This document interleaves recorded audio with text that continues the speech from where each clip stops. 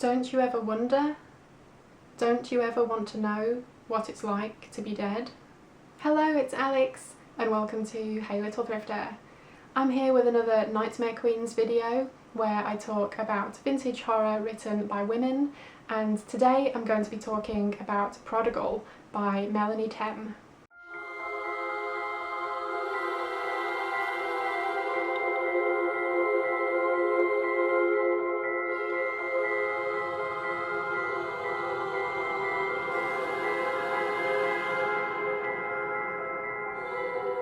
Prodigal by Melanie Tem was originally published in 1991 and it was her debut novel. This is about an 11-year-old girl called Lucy. She is one of 7 children and she lives with her siblings and their mother and father and leads a fairly regular life.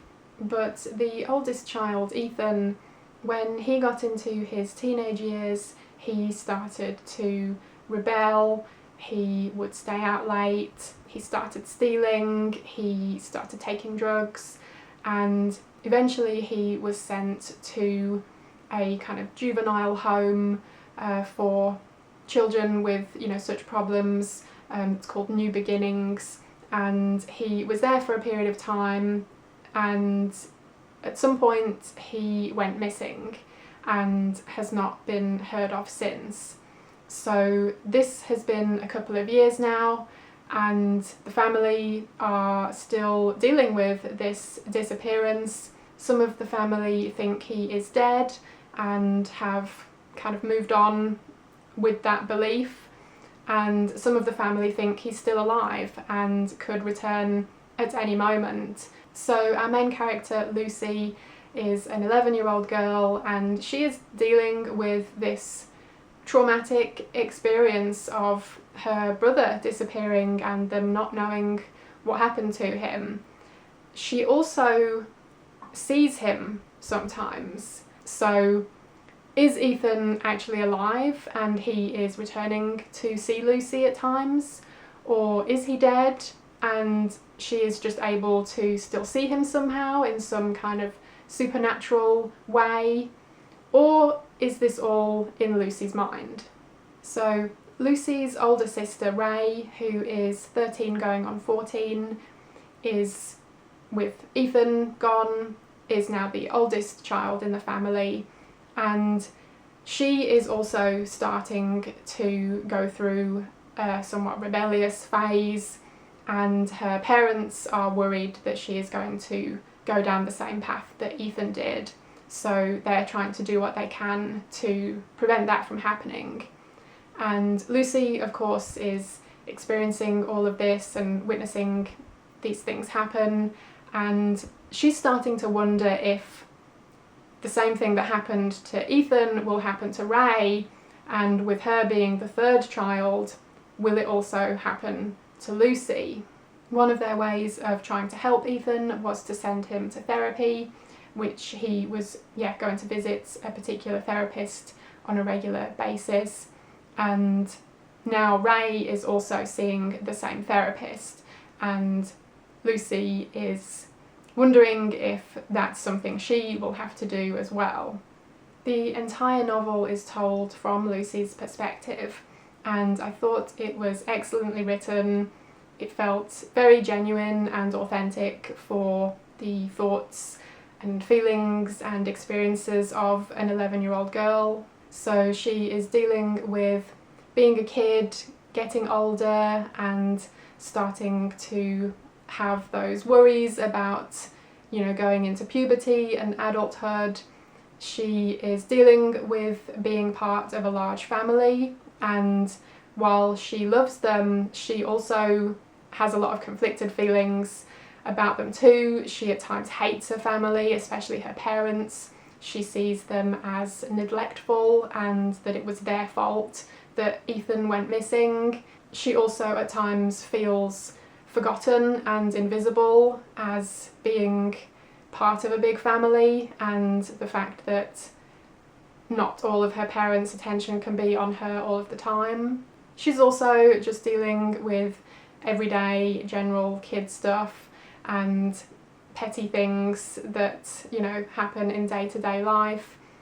And on top of that, she is dealing with this really big and traumatic experience that's happened with her brother going missing and them not knowing what happened to him. And not only that, but all of the stuff that happened in the run-up to his disappearance, with his behaviour and the way that that affected his parents and the whole family. So with this being told from Lucy's perspective, we are in Lucy's head for this entire book, and we hear her general day-to-day thoughts, and we also hear her more strange thoughts and musings, and yeah, just coping with all of these conflicting things that are going on. There are definitely some unsettling scenes within this book, but it's mixed in with a lot of kind of day-to-day stuff and all of this like family drama. So it is quite a mix of those things, and in a sense that makes it a somewhat slower paced book. But I personally found it really compelling. I got into this one really quickly and just really wanted to keep reading it. There is another big element of this story that I'm purposely avoiding talking about here because I think it's quite a spoiler for where the story goes. If you're curious, I will leave it in my written review on Goodreads. I will leave that linked in the description below if you want to go check it out.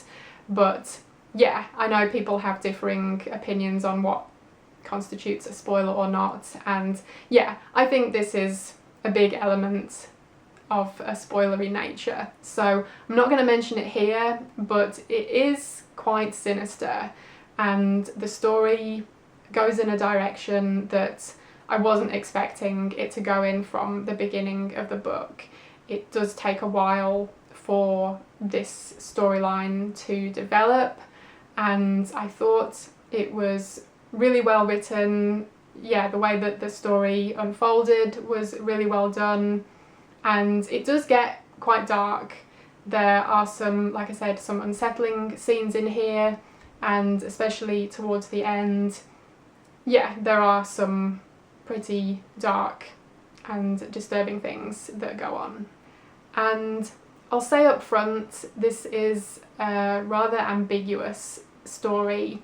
So personally, it really worked for me. I thought it worked really well for the story and these characters, and I didn't really feel like I had questions as such, even though there were things that were left unanswered. I thought the ambiguity just worked really well for the story as a whole and just added to the whole tone and feel of the novel. I really enjoyed this one and I rated it 4 stars out of 5. Saying that, I do realise it's not going to be everyone's cup of tea, unfortunately. For one thing, the 11-year-old girl narrator probably isn't going to work for everyone, and also the ambiguous nature of the book as a whole also, yeah, probably isn't going to work for everyone.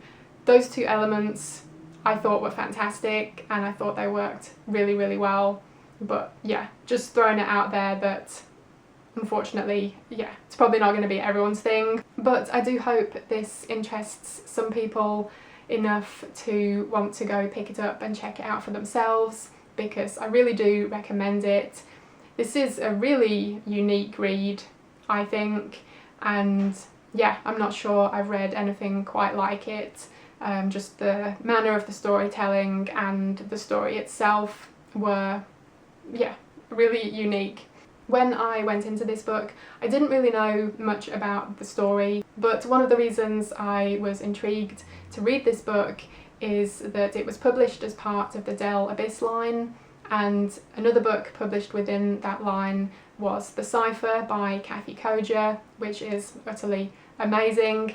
And The Cipher and Prodigal were joint winners of a Bram Stoker Award for debut novel when they came out. So yeah, the fact that it was, you know, up there with The Cipher was enough reason for me to want to give this a read.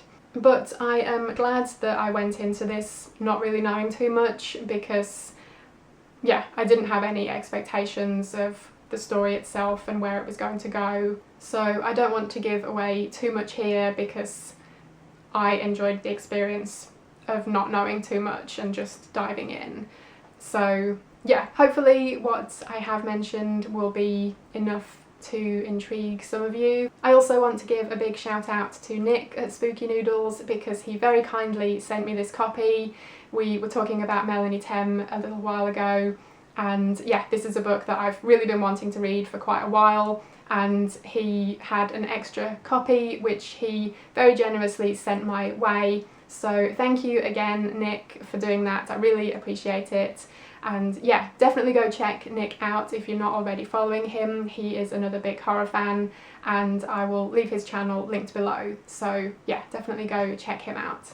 So those were my thoughts on Prodigal by Melanie Tem. Let me know if you read this one. I would love to hear your thoughts. Thank you ever so much for watching. I hope you enjoyed it, and hopefully I will see you again in my next video. Bye!